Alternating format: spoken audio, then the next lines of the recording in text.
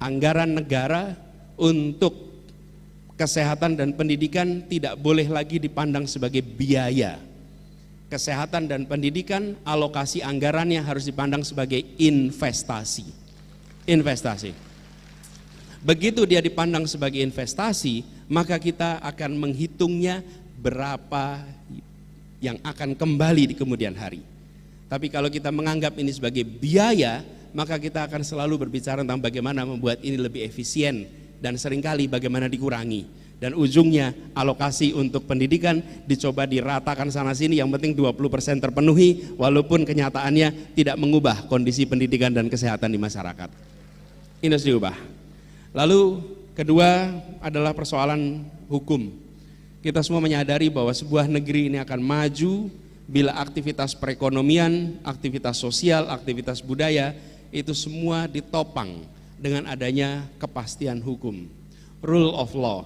Hari ini Bapak Ibu sekalian, kalau kita lihat banyak sekali praktek di dalam pemerintahan yang tidak mengedepankan good governance.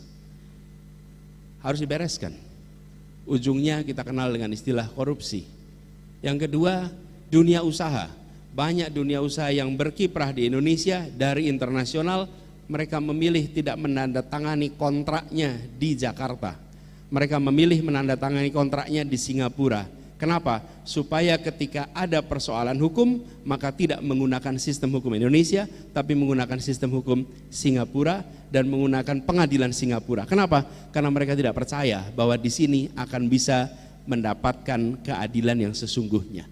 Saya sempat bilang, sampai kapanpun kita, indikasi sederhananya, bila investor internasional masih belum mau tanda tangan di Jakarta, maka rule of law kita belum dipercaya. Kalau mau dipercaya, maka semua sudah berani tanda tangan di Indonesia. Dan PR-nya kita perbaiki sistem yang kita miliki sekarang. Kita harus belajar dari kampus, rute-rute yang harus kita lakukan. Kemudian di dalam fase ini juga kami melihat urgensinya untuk menyetarakan peluang usaha di berbagai wilayah. Ketika kita bicara mendapatkan pekerjaan, jangan sampai mendapatkan pekerjaan itu hanya di Jawa, hanya di Makassar, di kota-kota besar, tapi justru kita harus dorong khususnya pelaku ekonomi mikro, kecil untuk tumbuh di berbagai wilayah, memanfaatkan konektivitas sehingga lapangan pekerjaan akan muncul. Bapak Ibu sekalian, kalau disederhanakan, warganya sehat terdidik, dalam situasi hukum yang setara dan mendapatkan lapangan pekerjaan. Ini jangka pendek yang kita bayangkan perlu segera dilakukan. Nah, dalam konteks inilah kami berharap nantinya seperti Bapak-bapak, Ibu yang berada di Universitas Hasanuddin yang banyak mendalami bidang kemaritiman, kita berharap sekali bisa mendapatkan gagasan-gagasan yang bisa diadopsi untuk menjadi strategi nasional agar ini bisa terintegrasi di seluruh Indonesia.